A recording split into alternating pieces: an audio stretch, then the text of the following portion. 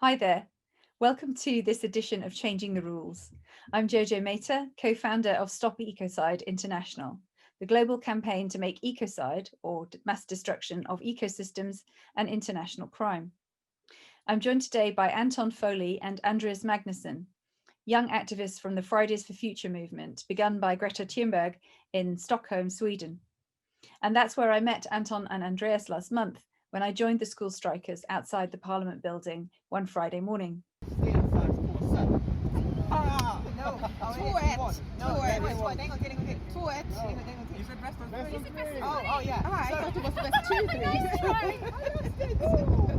Today, they're here with me on Zoom.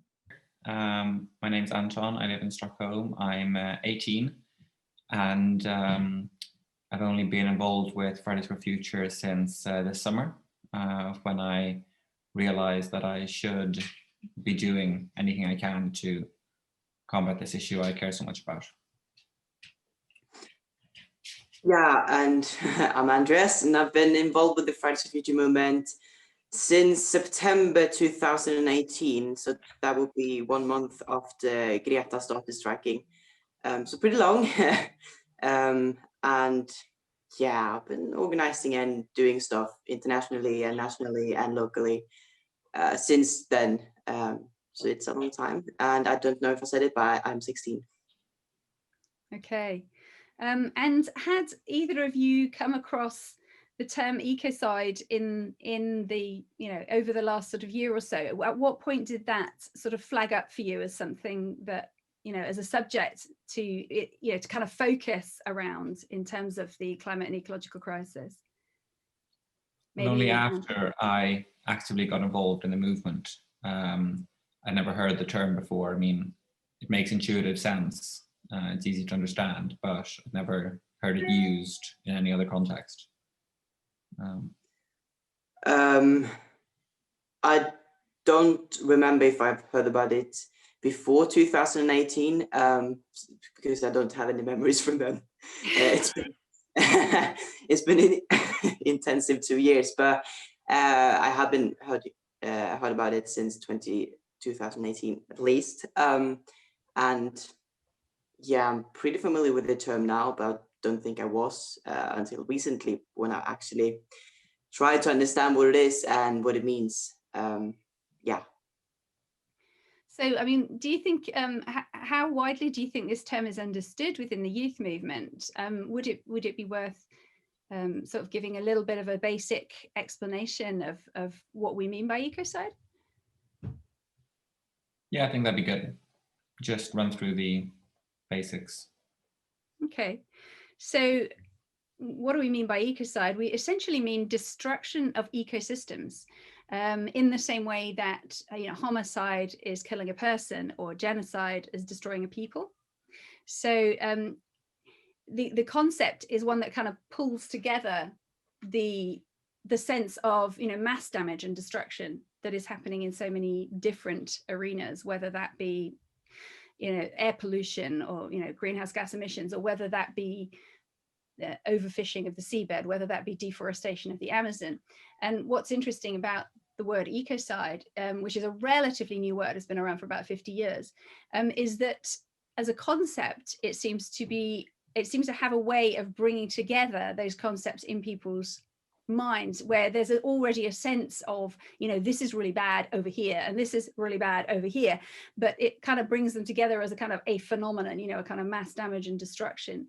And while at the same time, in a sense, that you understand that level of destruction, having a concept to fit them together, there's also this sense that that's wrong and that should be a crime. And so that's what our campaign Stop Ecocide focuses around, is actually taking that concept of a certain level of mass damage and destruction and saying that this far and no further, you should not be able to go further than this. And effectively it's in contrast to what is currently criminalized. So, we all know that you can't go to a government and ask for a permit to kill people in order to build a business. That's just not allowed. It's killing people is criminal, but you can go and ask for a permit to, you know, create a fracking well, to open a mine, to, you know, all these activities are still permissible. Effectively, you know, it continues because it's still permitted in these various arenas. And so although people have this sense, often do have a very strong moral sense that actually this is a crime, it hasn't actually yet been made a crime in law for the most part across the world. And so there's that's the kind of core drive behind what we do. And you know, in our dominant Western culture, we do use criminal law to draw a moral line. So we have an issue where it doesn't, the environmental destruction doesn't sit in people's minds in the same place as destruction of people, or, you know, hurting human beings. And so there's this way that our sense of ourselves as being separate from nature and being able to dominate nature and extract from nature means that we don't categorize damage to nature in the same way. And yet at the same time, this destruction has been committed over decades, repeatedly and relentlessly, by some of the world's biggest corporations, and has actually led directly to the crisis that we're now in. And I think that's an important way to conceptualize this, is actually it's looking at a root cause. So the climate crisis and biodiversity loss are kind of the results, if you like, they're the symptoms. But when you go back in time, it's this repeated mass destruction of the environment that is one of the root causes of what's going on right now.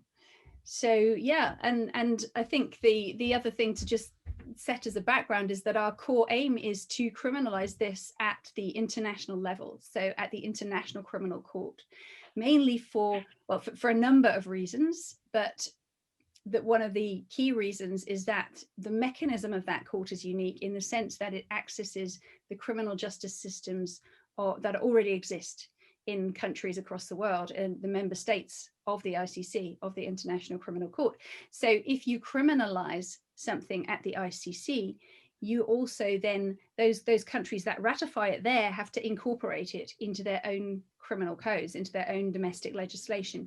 So as a way of creating a law that goes across borders in a relatively efficient way, it seems like the best and most simple route to do that. And of course, the worst polluters are all transnational corporations. So going jurisdiction by jurisdiction could be very slow, and those corporations can simply kind of run from one jurisdiction to another, if you like, and operate in different ways. So the idea is to create something that works with a kind of coherence across national boundaries. So I hope that gives a kind of basic description, and, you know, feel free to ask any further questions that spring to mind around that. There are already laws against destroying the environment, civil laws, and what would the difference be criminalizing it and making it into criminal law? What would that change realistically? Well, the key issue with environmental regulation, and as you point out, there's a lot of environmental law, and most of it is in the civil arena, is that corporations they don't change their practices when you increase regulation. So if you add more environmental civil regulations, you might see corporations changing how they budget. You might see them changing what kind of you know, external costs they expect to have to pay to engage in an activity. But what you don't do is change how they actually approach that activity. So, I mean, to use a rather brutal analogy, you know, the kind of litigation that we're seeing around climate, and there's a lot of it, and it's important that these litigations are taken, these civil cases are taken forward, because, you know, they create publicity around what companies are doing. They also hold them to account financially if they win compensation or fines from their cases, and they also create a lot of evidence. But what they don't do is actually stop the harm, because for the company, as I say, it's a bit brutal to say it this way, but it's almost like, you can imagine, you know, beating somebody up, and then you kind of maybe pay them some pocket money or some kind of compensation, then you just carry on beating them up. You know, that's effectively what's happening with civil lawsuits. Whereas with criminal legislation, you have the ability to focus on the individual. So an international criminal law, it's the personal individual criminal responsibility that you create. And that's for people in key decision-making positions. So for example, CEOs or financiers or government ministers. And once something's a crime, you can't actually insure it, and you can't issue a permit for it. So it has, a level of enforceable deterrence that civil legislation doesn't have. Plus, of course, if you look at the other international crimes like war crimes or genocide, which is, we want to put ecocide alongside those crimes. But if you look at those crimes, someone who's committing genocide might not care very much what people think of them. Not that I'm personally acquainted with anyone committing genocide, but I can't imagine that that's top of their list of priorities. Whereas with a CEO, it's absolutely of fundamental importance, because most ecocides are committed by corporations. Admittedly, there are some state-sponsored corporations doing this, of course, but mostly it's corporate. And, your share price and the success of your company depends entirely on public and investor confidence. So you don't want to be seen as a CEO, you don't want to be seen like a war criminal or prosecuted like a war criminal, because that's really bad for your share price. So, there's a kind of enforceable deterrence there that you don't find in the arena of civil legislation. You've previously used an analogy I really like, comparing campaigning against deforestation and ecocide with no ecocide legislation to being a human rights activist in a country where murder and torture are illegal, which I think is a really good analogy. How accurate is that? I think there's a good way to explain how there's a kind of missing, how this law is missing, how it's a foundational piece that's missing, because effectively, like as I'd said, and you've obviously picked up from previous information, if you're campaigning for social justice or human rights and it's still permitted to kill people and torture people, you're going to have quite a fight on your hands. And that's exactly what is happening in the environmental arena. So, there are environmental campaigns all over the world doing amazing, making amazing progress in very specific ways, but they're constantly operating over effectively a void, over a kind of gap where there is no fundamental rule, a kind of baseline rule that says, well, actually, this is just not okay. You just can't create this much damage. And if that was in place, you'd see an awful lot of, huge changes in first in progress of environmental campaigns, but also in the way that environmental defenders are viewed. Because at the moment, the law is on the side of the big corporations against which these environmental defenders are protesting. And so they're the ones that are criminalized. Whereas, if the crime becomes the damage, then you kind of flip the switch on that. And the criminality goes back to where it should be, effectively. Yeah. How are you finding it in terms of communicating what you guys are doing in terms of raising the alarm around climate crisis and so on? How are you finding people's reactions? Do you how seriously do people take you? We know from our side of things that what you guys have been doing has made a huge difference to us. And I'll say that straight out, because, we've been talking about ecocide for years, but it's only since the civil mobilizations of the last year and a half, so Fridays for Future, Extinction Rebellion, and so on, that the sort of media has expanded the conversation to the extent that what we're saying can be heard. But from your perspective, how does it feel in terms of making yourselves heard? Is it, what's that like? I think why it has become so big, and that we've helped other campaigns such as yours, is that we're being so brutally honest in the way we communicate. We don't say these fine and beautiful words as like politicians or other orgs are doing. We're telling the truth, and we're telling with our words, and those words are it's not hard to understand them, and I think that is the key. But most of the people I meet and talk to, they are seeing me as equal to them. So I am personally being treated very, very well in different places where I am and talking and doing my work. But I do know that it is adults and grown-ups who are, they don't like us. and they're not seeing us as equals, and they don't see us as our opinions are good and worthy to listen to, like, I don't know. And that is interesting, since there are a lot of politicians who think that of us as well. And I don't know, it's a complicated situation, and I don't really talk to them. And that is bad too, because you want to talk to those people who don't believe you, who don't work in the same way you do.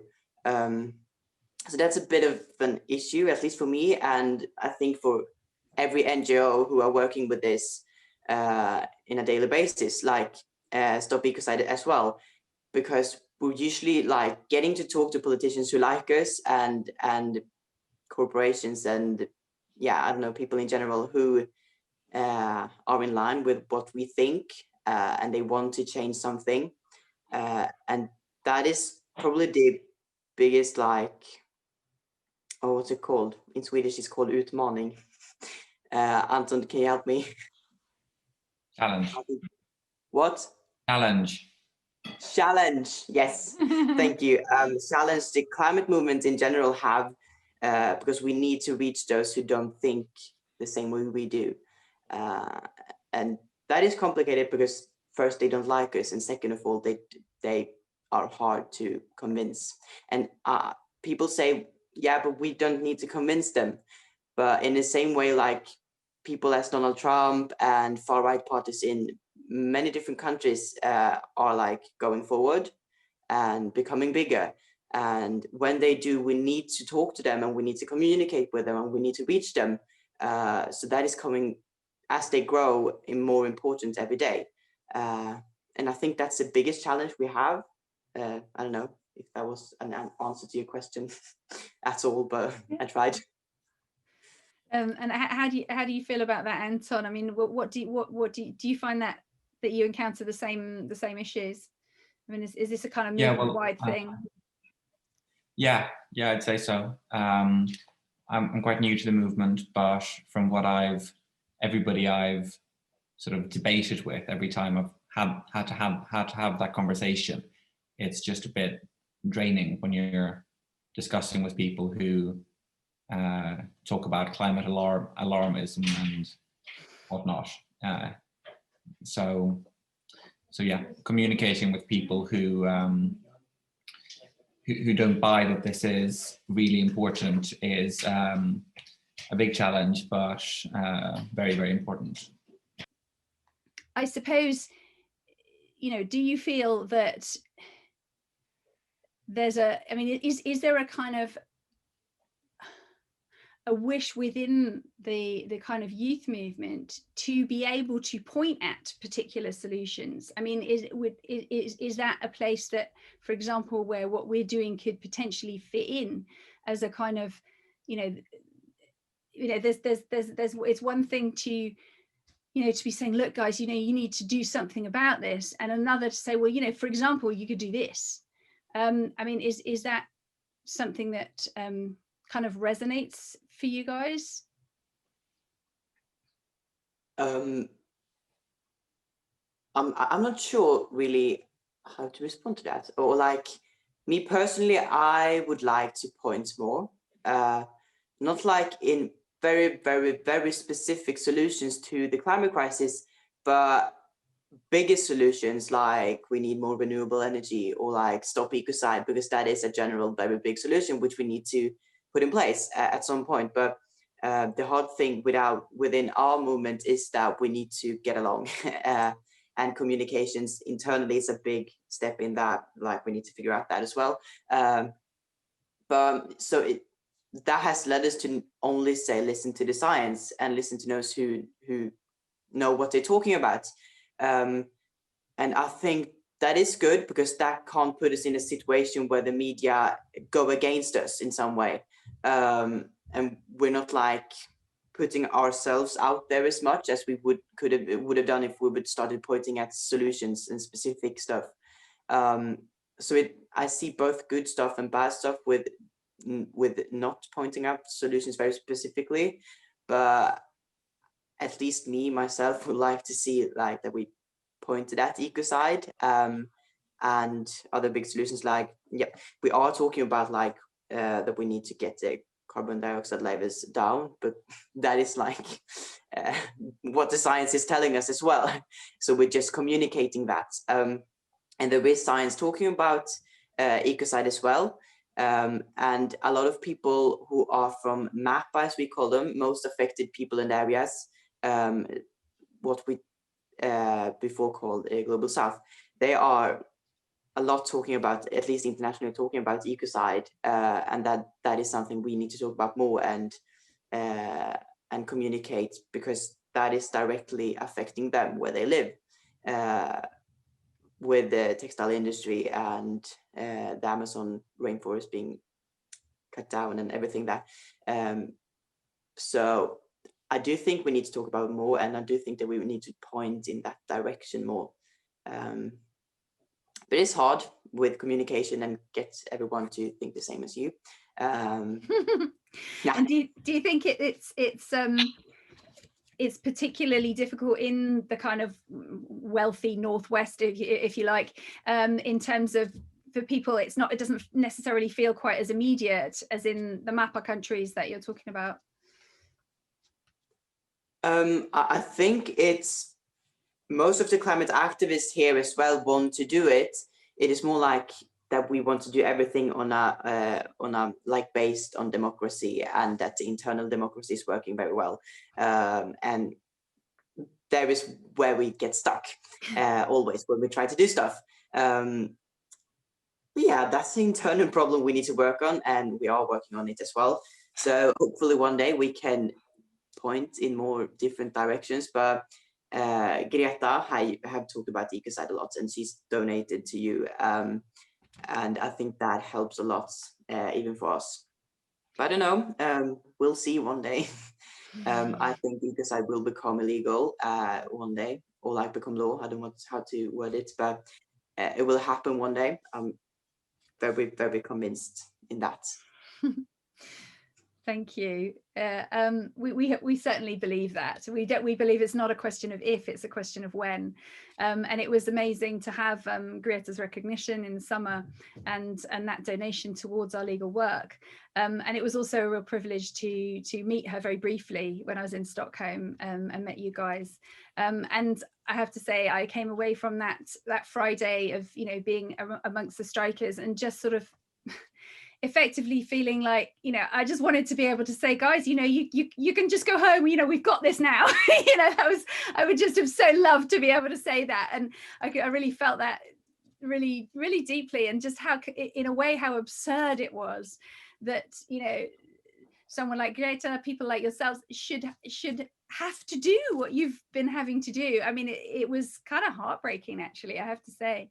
And yeah, I mean, I just, you know, I'm trusting that the kind of waking up that's happening and the momentum that we're gaining is going to actually, you know, be able to create a decent response to what is being said to us by the youth. I mean, I just, yeah, absolutely. It was, I'm a little speechless about it, because it was actually very moving.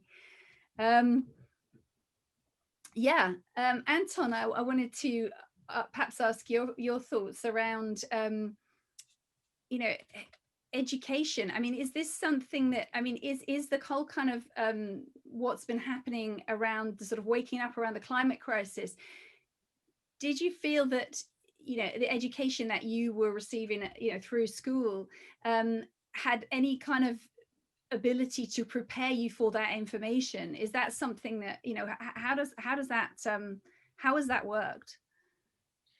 Well, we've always had quite good, at my schools, quite good information about the climate crisis and about how important sustainability is. So ever since, I mean, 10 years ago when I started school, we've been hearing about global warming and climate change and how this is important in schools.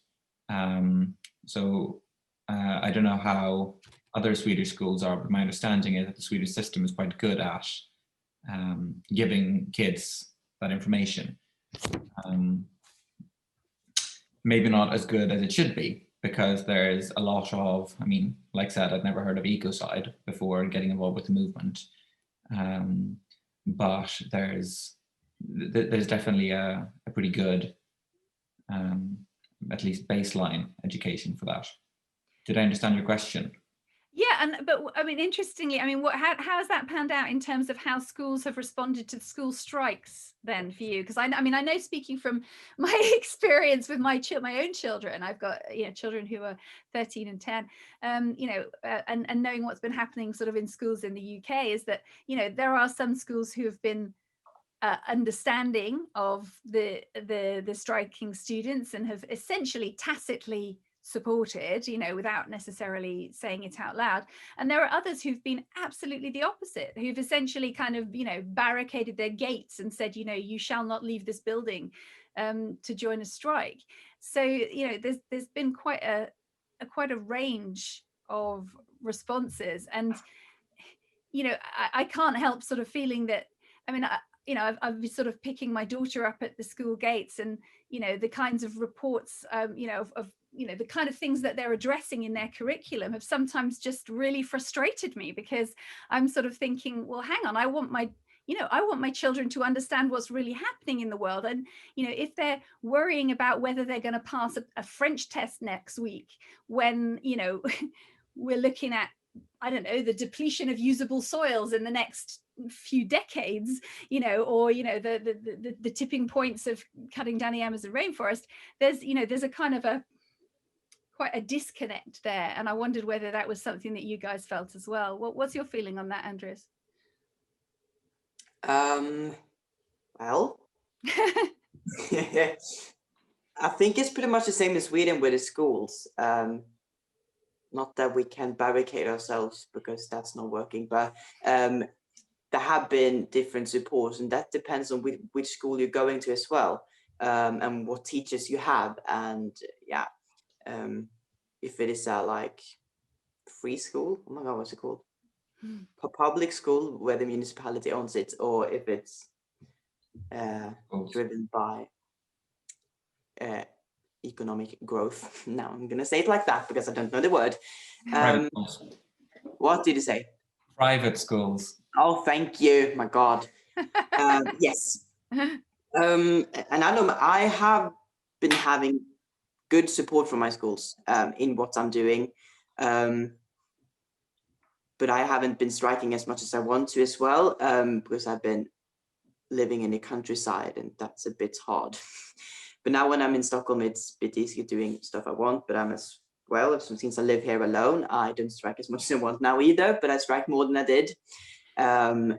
But schools here are pretty supportive in my experiences. But some schools are like, no, that's not working. And if you do it, it's going to have consequences and blah, blah, blah. And I think we have to live with that as well, because when we choose to strike, we do it for a reason. And I think most of the kids who are doing it in a general basis understand what they're doing, because they're concerned about the planet. And I think we all have that somewhere in the back of our heads when we do it, that it can have consequences, and that all people don't like what we're doing, and that we're skipping school. And all people don't understand why we're doing it either, because the media isn't informing us in what's happening. Yeah. My school has been very supportive. I have a few teachers who have sort of told me, good job, well done, keep going. And a few who have been more sort of, yeah, okay, if that's, go ahead, can't stop you. Here's what you need to do to catch up for the classes you're missing. So no issues, very supportive environment. That's kind of interesting, isn't it? Because it's quite a contrast then from that to your descriptions of how you've been met from the political side. That actually on the educational side, there seems to be a fair bit of support, but it's when you're actually encountering the politicians that that there's resistance, and there's we don't like the way you're approaching this, or you're being alarmist and so on. That's really interesting. I mean, do either of you feel at all inspired to go into politics? I mean, What are your feelings on that? No. I've always had teachers who are going to say, "Oh, you're gonna be the Prime Minister of Sweden one day," and I said, "No, I'm not interested in politics, and absolutely not party politics, because I think that's very not. It's just not working in the society we live in today. Party politics worked in the 70s, yes, but we're not in the 70s anymore. And I don't know. Politicians are strange." That's my view on it. Some of them are very good, yes, but a lot of them are like a part of the system we're trying to change, and that's not gonna work in the long run. I'm sort of the opposite. I'm getting more and more inspired to become a politician and try to change that system. Probably not national. I'm more interested in the international side, maybe working with the UN or some sort of international intergovernmental organization of some sort with sustainability and the climate issues. I don't really know what or how or where, but I want to make as big of a difference as I can, and I feel that that's probably where I personally can make the biggest difference. I suppose one of the things that people often find overwhelming about the situation that we have globally is, where do I personally, each person in a sense, where do I personally fit into this, and what can I personally do? There's also been a lot of kind of reports, certainly in the UK where I'm based, of young people feeling very anxious around the future and around climate and around the environmental situation and how that's going to affect their future. There's also been quite a bit of discussion of how taking some kind of action seems to make a big difference to that sense of of powerlessness or of anxiety. I mean, does that hold true for you? I mean, did it feel very different to be taking some kind of action, and do you see that as a difference between those who do strike and those who don't? That's not an easy question. I personally feel a lot better about the situation once I started striking and once I started trying to do it. Not better as in more optimistic, but sort of better personally, because I've always sort of been really worried about this ever since my parents sort of started telling me about what global warming is. But it's only this summer that I realized, wait, why am I not doing anything about this? So once I sort of asked myself that question, it was sort of a very easy step to start striking, an obvious decision. And since then, I've sort of been feeling more at peace, because I think at least I'm trying. And I think the more I try and the more I dedicate to this, the better I'll feel, at least about myself.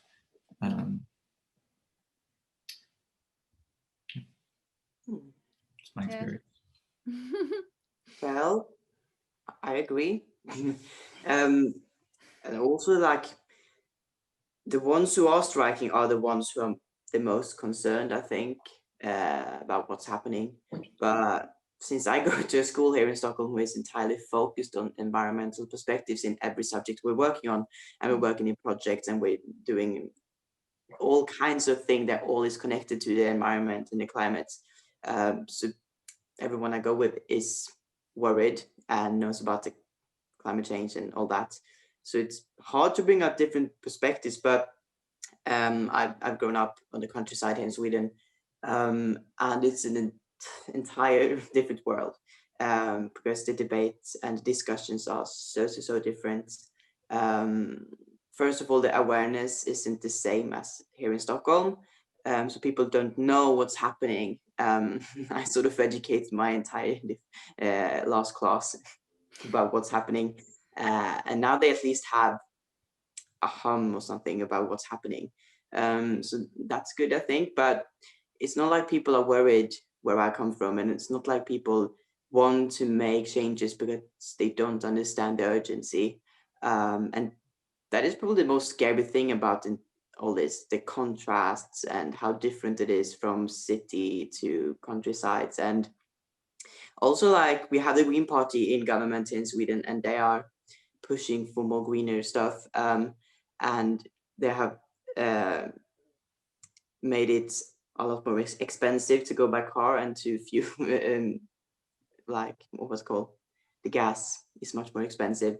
And they haven't adopted that to the countryside where we have long distances and we need our cars to get to work. So people on the countryside don't like the Green Party because it's expensive to go by car, and we still need a car because there's no alternative that is anywhere near what we can afford as normal people. And that is coming into the justice aspect of all of this, climate justice and all this. And that is also hard to communicate in those small towns and villages. When it comes down to it, people don't drive fossil fuel cars because they've chosen to pollute the environment. They drive fossil fuel cars because they need to get from somewhere to another, and that's what they can afford.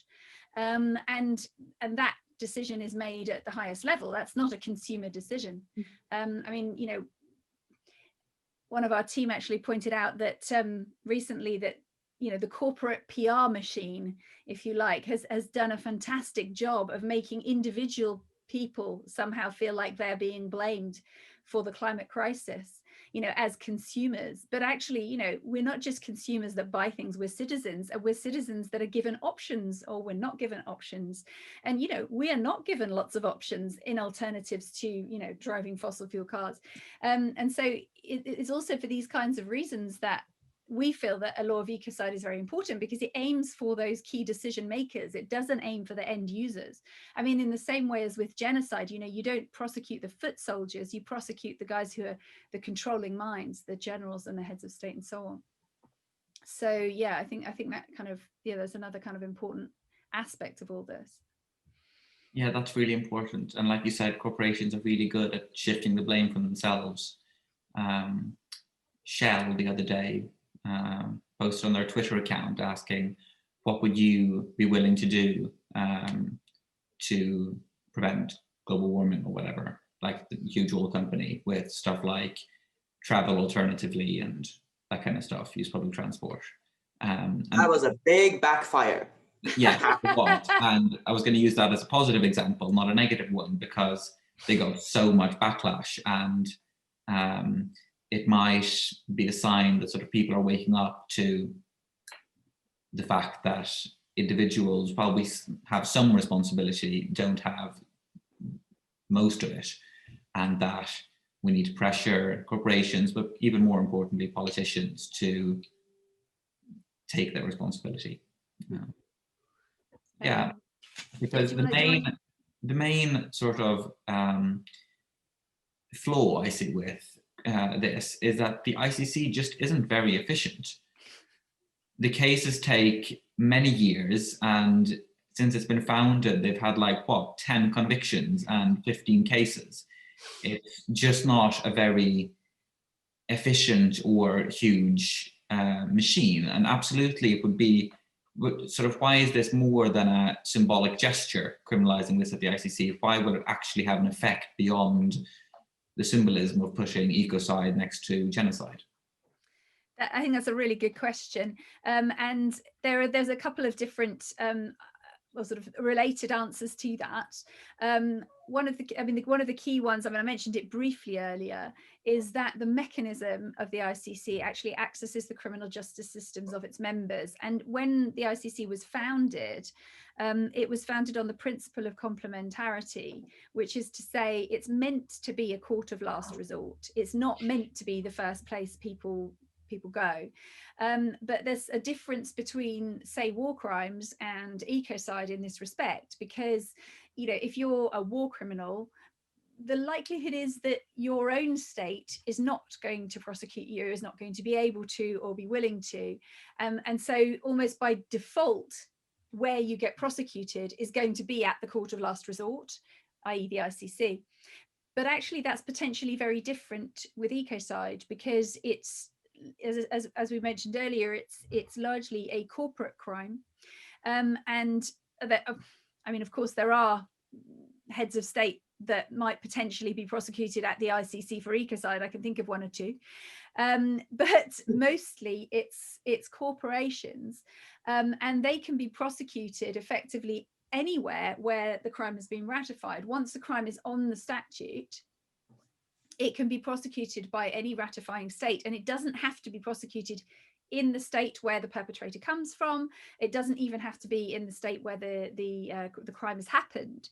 So it creates a possibility, you know, along with, you know, with the principle of universal jurisdiction, it kind of creates the possibility that countries that might be suffering from ecocide but may not have the wherewithal or the political or economic position to prosecute in their country, those ecocides could still be prosecuted elsewhere. They don't necessarily have to end up at the ICC. It opens up the possibilities in quite a, you know, in quite a broad way to where prosecutions can happen and who can do them.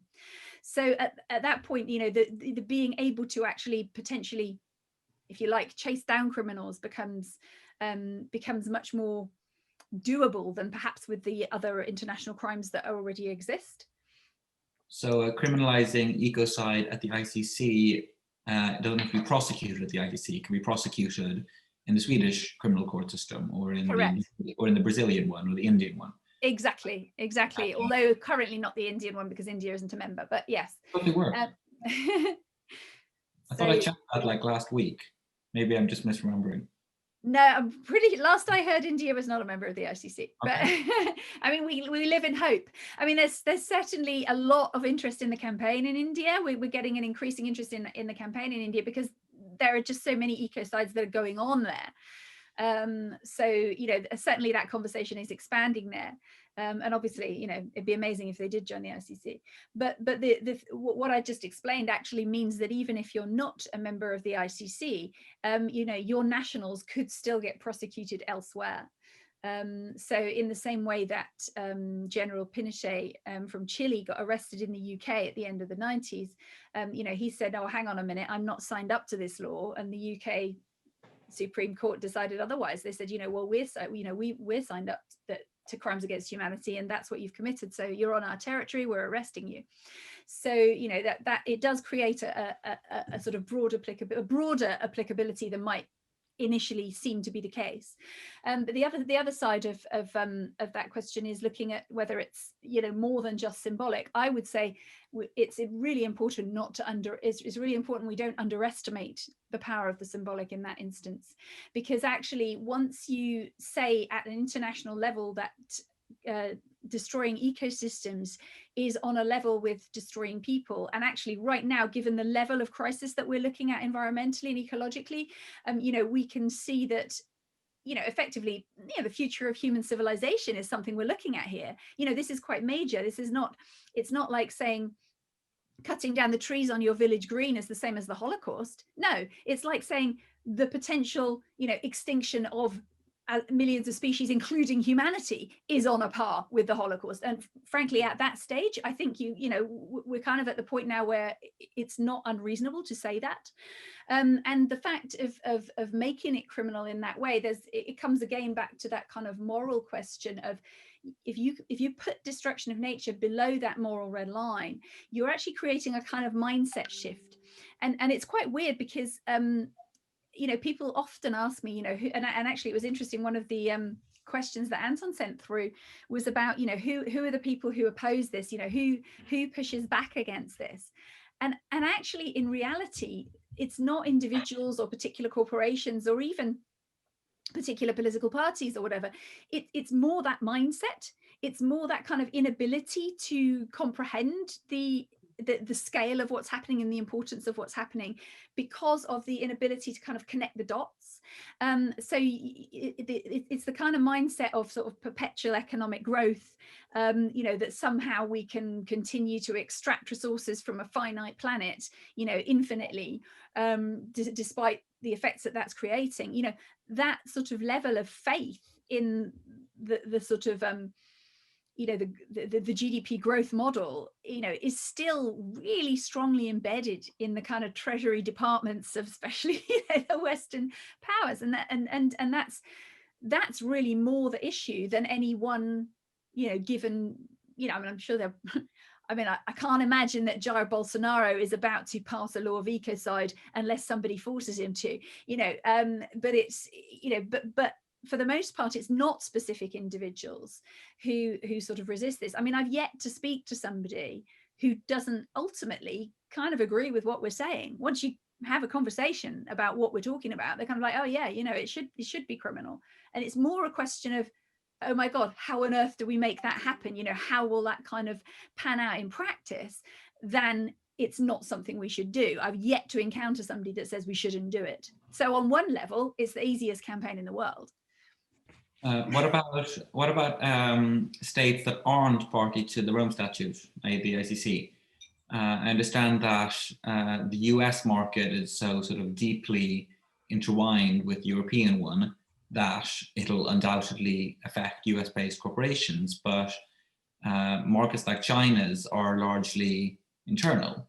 So would criminalizing this at the ICC have any effect whatsoever on Chinese corporations? I guess in the immediate, it's a very valid point to raise. I think what we're actually going to be looking at is more of the influence of what's happening in the rest of the world and a kind of general cultural shift within China itself. Of course, you're right to a certain extent, in the sense that it may be that many of the ecocides that are going on in China are going on, are committed by Chinese corporations on Chinese soil, and the victims in terms of ecosystems or in terms of people are in China, at which point there's a kind of limit to how the international law would be able to be practically used there.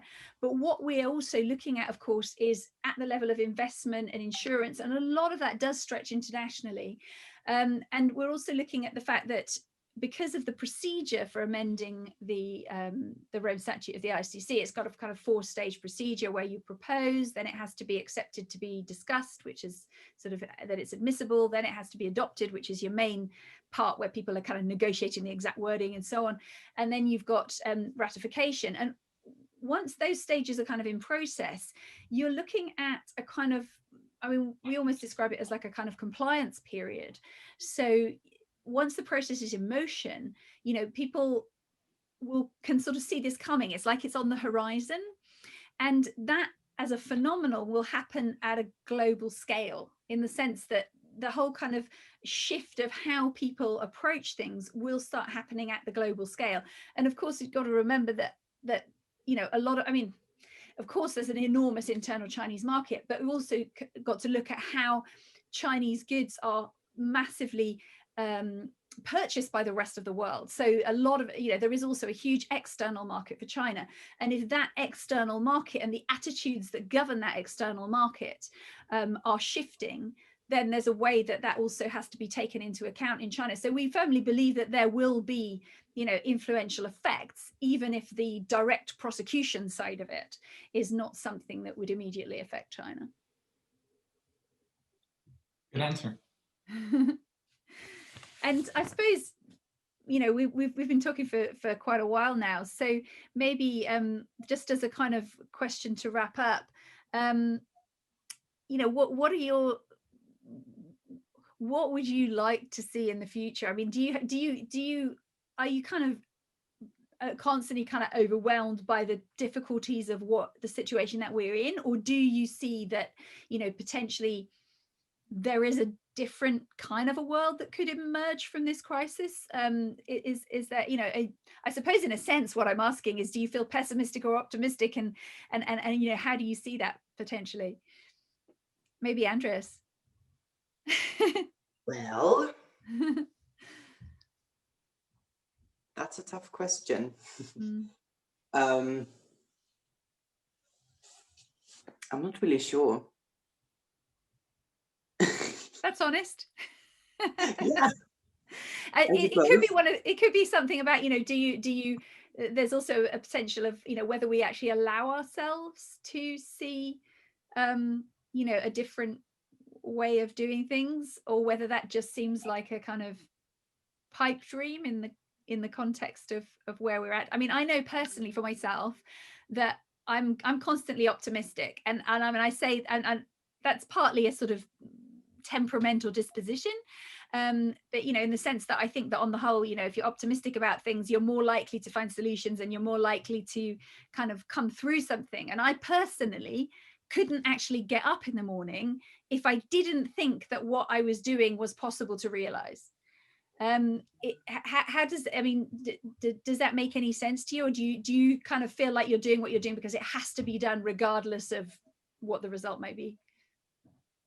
Both. I am very like energetic and happy as a person, and I love what I'm doing, but I'm also doing it because no one else is doing it, or like we are a lot of kids now, but before that, and someone has to do it. But I sort of had like a vision in front of me that one day when I go to the supermarket, I want to buy a product that hasn't affected the environment in any bad way. That's like my dream. And I think that's interesting. To like, I keep it in mind every day when I do all this. And that's, I don't know. I think it's a nice thought and a happy dream somewhat, because I'm working towards it. Cool. What about you, Anton? Well, I'm a very optimistic person, but I'd say if I'm optimistic about this situation, it sort of varies from day to day. I'm fully with you that if you're optimistic, you get things done in sort of a better way, because if you're pessimistic, then you don't really believe in, or that's harsh, but at some point it's sort of, you lose that sort of fundamental belief that I can get things done. So I think optimism is sort of an important tool, but sometimes it's just so difficult because there's so much going wrong and so few things going right that it just feels like so much sometimes. But other days I'm more optimistic. So it varies. Thank you so much, Anton and Andreas. We hope you've enjoyed watching this recording. Please check out our website at stopecocide.earth and sign the petition to support making ecocide an international crime. You can also visit fridaysforfuture.org for more information on the youth movement across the world. Thank you so much.